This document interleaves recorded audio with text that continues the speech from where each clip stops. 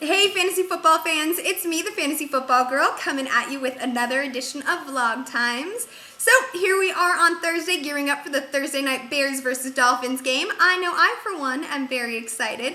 I've got my We'll Always Have 1985 hoodie on in support of those Bears.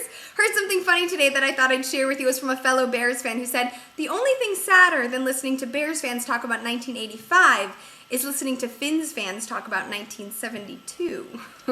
So there you go. Let's jump right to 1 for the money, 2 for the show, and 3 to let go before I get any more hate mail from Miami fans. My money this week isn't exactly ballin', but he's not chump change either. The new starting quarterback in San Francisco, Troy Smith. I love this guy. He brought an embattled squad to victory 2 weeks ago in London, went on a bye and did it again in overtime against the Rams on Sunday. He had 17 of 28 completions, 356 passing yards, 12 rushing yards, and he threw a touchdown to, wait for it, Michael Crabtree. Admittedly, that guy's douche factor is waning the more times he sees the end zone, for me at least.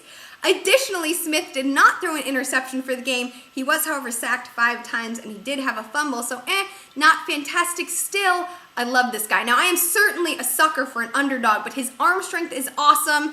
His speed is fantastic, and his story is even better. The only knock against him really is his size. He's only 6 feet tall. However, there is another underdog champion quarterback, Mr. Drew Brees, who is the same height. So, while I don't think Troy Smith is going to win you any fantasy championships, he is exciting to watch. He has revitalized the 49ers. And if you've got a deep roster, or you just really like football, or you like a gamble, then I think you should definitely keep your eye on Troy Smith. Let's move to 2 for the show. Now, this guy certainly helped put on a show on Monday night. The backup quarterback to LeSean McCoy, Jerome Harrison in Philadelphia. Wow. He certainly showed he had promise. Now, we all remember Jerome Harrison at the beginning of this season was supposed to do amazing things in Cleveland. He turned it up and came on strong at the end of the 2009 season, so that's why everyone thought really Mangini was just going to make him into a total running back stud.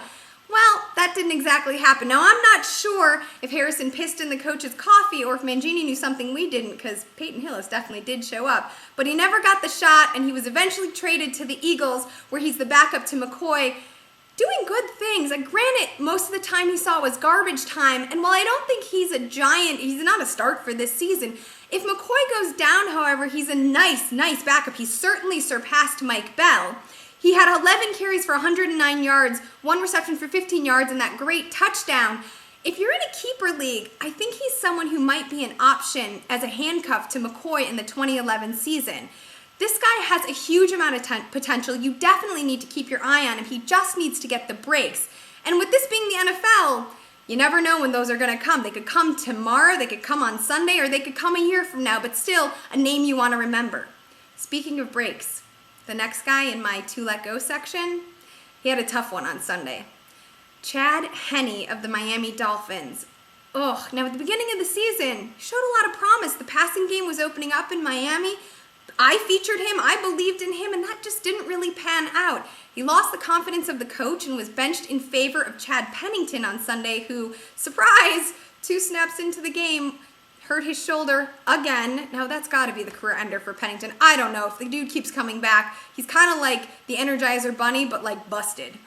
Regardless, Henne returned to the game, helped the Dolphins overcome the Titans. He was 19 of 28, had 240 passing yards, 1 touchdown. He did have an interception and he was sacked, but he didn't have any fumbles. However, late in the 4th quarter, he went out of the game with a dislocated kneecap. That's got to hurt. And Sperano decided, after a couple of Wildcats, to throw in Thigpen. Thigpen had 4 completions for 6 attempts, 64 passing yards, 5 rushing yards, and 1 touchdown to ice the victory over the Titans. Here's the deal. Henne, while he showed promise, it's not panning out. We're getting into the end of the season. They had 3 quarterbacks in 1 game. That's not good for the Dolphins or any fantasy team.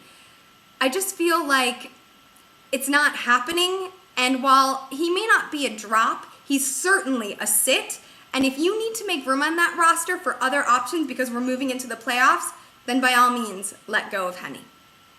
So there you go. 1 for the money, 2 for the show, and 3 to let go. Have a great night, a better Sunday, an even better Monday night, and go Bears!